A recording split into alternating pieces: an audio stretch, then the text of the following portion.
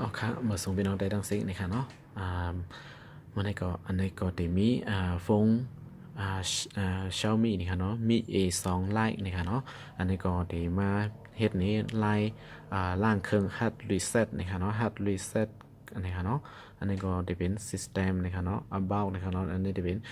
มี A2 Lite นะคะเนาะว่ามันล่างเครื่องซึ่งหือนะคะเนาะHard Reset เครื่องนะคะเนาะในเขาได้จำเฮ็ดในพี่น้องเขานะคะเนาะอันนี้ก็เขาคามาปิดเครื่องก่อนนะคะเนาะโอเคตอนตาเดเอาเดล่างเครื่องฮัดรีเซ็ตนี่นะครับเราสังเกตว่าพี่น้องเขาติด Gmail ติดรหัสล็อกไว้นะครับเนาะก็เพราะว่าเขาอะไรอยู่ในเข้ากว่าดีในการตั้งสีนี่ค่ะเนาะเอา Gmail ออกก่อนนะคะเนาะจ่องไปมาเฮ็ดซึ่งไหนนะคะเนาะสังเกตว่าเอา Gmail ออกนะคะเนาะมันดีล็อก Gmail แทนคำหนึ่งนะคะเนาะโกพี่น้องเขาต้องนะคะเนาะเพราะเป็น Gmail อันใจของเขานั่นนะครับมาเอามันก็เดี๋ยวเอาของเบิ้ลเสิร์ชนะคะเนาะโอเคอันนี้ก็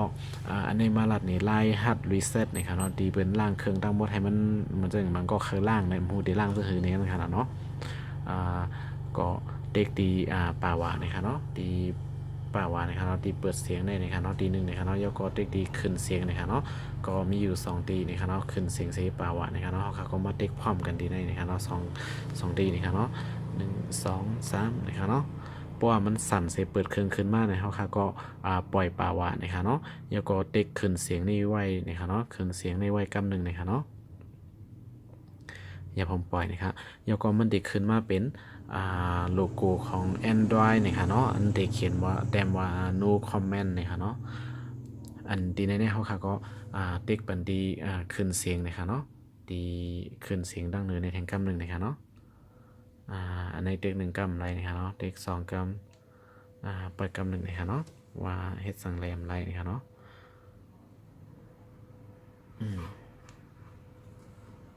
มาปกตินึกอีดนี่ครับเนาะมาปกติป่าวว่าซึ่งในก็ไล่นี่ครับเนาะมาปกติลงเสียงอันว่านี่ครับอันนี้ติขึ้นเสียงนี่ครับเนาะอัปเดตเจอข่าวย้ำถึงอีกหนึ่งนะครับเนาะอ๋อค่ะอันนี้ค่ะเนาะเด็กขึ้นเสียงนะครับเนาะอันนั้นก็เด็กดีป่าวาเสเด็กดีป่าวาเสแล้วก็ขึ้นเสียงกำหนึ่งนะครับเนาะเพราะว่าโลโก้ Android นั่นขึ้นมาเนี่ยครับเนาะเด็กป่าวานะครับแล้วก็ขึ้นเสียงนะครับเนาะบึ๊บเนี่ยมันก็ดีขึ้นมาเป็นจังไหนนะครับเนาะพอขึ้นมาดีในนี่ครับพี่น้องเขาเด็กดีอันขึ้นเสียงลงเสียงในสีขึ้นลงไรนะครับเนาะเลือกเมนูไรนะครับเนาะอันนี้ก็ดีเด็กดีลงเสียงนะครับเนาะจำด้วยนะครับเนาะอันนี้ครับเด็กลงมาดีมาดีในนะครับเนาะเอาข่าวที่ไหนนะครับเนาะสมมติว่าพี่น้องเขาใครขึ้นนี่ก็เด็กขึ้นเสียงนะครับเนาะนะครับเนาะอันนี้ก็เขาคำว่าเลือกดีเป็นwife data factory reset นะครับเนาะเขามาที่ไหนนะครับแล้วก็เด็กดีป่าวานะครับเนาะโอเคดีป่าวานะครับปึ๊บเนี่ยเพราะว่าเขามาที่ในแทงกัมนี่ก็มันดีเขาคาเลือกแทงกัมนะครับเนาะว่าดีล่างเครื่องย่าห้ามล่างนะครับเนาะโป้ล่างเขาก็ดีเลยเด็กเป็นดีว่า yes นะครับเนาะก็เด็กดีลงเสียงเหมือนเก่านะครับเนาะเด็กดีในนะครับเนาะแล้วก็ yes นะครับเนาะเด็กป่าวานะครับเนาะเอาดีป่าวานะครับเนาะอุ้ยกล่องกล่องเซอร์นี่ค่ะเนาะโอเคติ๊กป่าวานี่ค่ะเนาะปึ๊บเครื่องเขาขาก็ตีล่างเครื่องเลยค่ะเนาะตีปุดเครื่องขึ้นมาตีล่างสีนี่ค่ะเนาะขึ้นมาดีว่า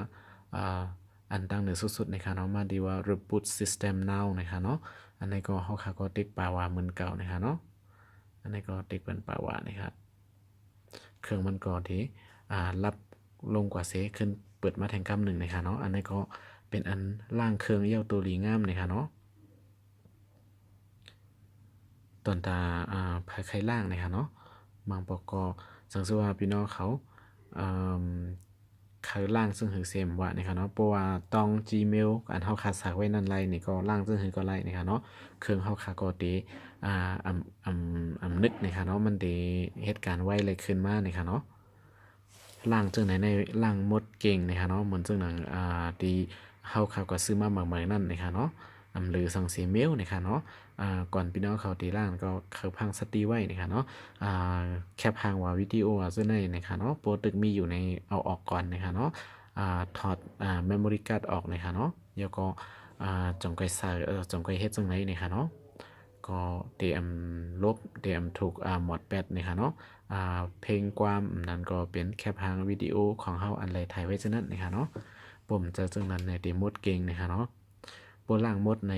ก็เดเหมือนจังนั้นเขาก็ซื้อมาใหม่อำลือสังเสียมิลนะคะเนาะอันนี้ก็เฮ็ดทางภายข้างมันนะคะเนาะ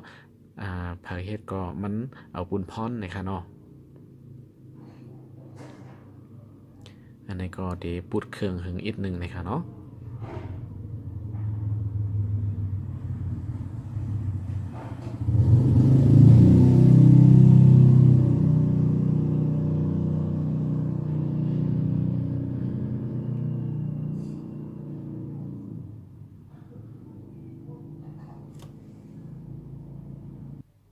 อ๋อค่ะอันนี้ก็เดลิเปอร์หึงอีกหนึ่งนะคะเนาะหมอกอยู่3 เมตรจะใน5 เมตรจะในนะคะเนาะก่อนมันตีถึงมาดีนาอันไหนนะคะเนาะซึ่งจะว่ามาดีในนี่เขาพี่น้องเขาก็เลือกภาษาอันไรก็ไล่นะคะเนาะดีในนะคะเนาะอันไหนก็เขาดีเลือกเป็นภาษาอังกฤษนะคะเนาะแล้วก็เด็กดีstart นะคะเนาะแล้วก็มาดีในก็ดีในตีใส่ Wi-Fi อันใส่นะคะเนาะอันนี้เขาพอดีเด็กว่าอันใส่นะคะเนาะ skip นะคะเนาะ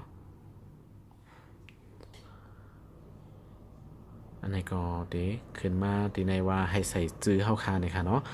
ดีในใครใส่จื้อจะถือก็ไล่นะคะเนาะจื้อฟงนะคะเนาะเข้าคาใส่จื้อเข้าคาจ่ายสังก็ไล่นะคะเนาะเด็กเขาก็ไล่อันใส่ก็เป็นสังนะคะเนาะอันนี้ก็คามไล่นะคะแล้วก็ดีในจงได้ใส่สแกนนิ้วนะคะเนาะ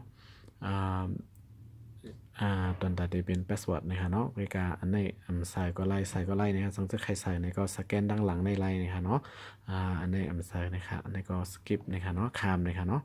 แล้วก็ดีในจงได้ใส่ไม้ลับพาสเวิร์ดนะคะเนาะดีในก็ไปใส่นะคะเนาะ not now นะคะเนาะ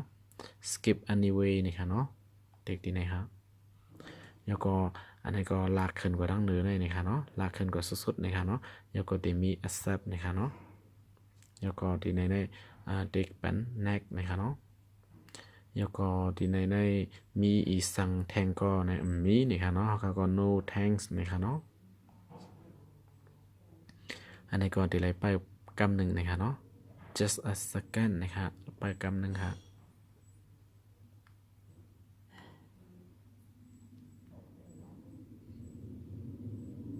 อันนี้เพราะว่าเขาขาดต่อ Wi-Fi เนี่ยมันตีไวอินนะครับเนาะปุ่มต่อนี่ก็ตีจึงได้อีกหนึ่งนะครับเนาะเทิงหนึ่งก่อนนะครับบ่เทิงนะครับอันนี้ก็เป็นอันยอดตัวลิงามนะครับเนาะต้นตาเป็นXiaomi นะครับเนาะมี A2 Lite นะครับเนาะ Hard Reset นะครับเนาะครับอันนี้ก็ฝากถึงโอ้ยก็เขากูก็นะครับเนาะอย่าลืมติดตาม Subscribe ปันสิกรรมนะครับเนาะยินชมขอบใจที่เข้ามาด้วยตัวโปรสุดนะครับเนาะเมื่อส่งค่ะ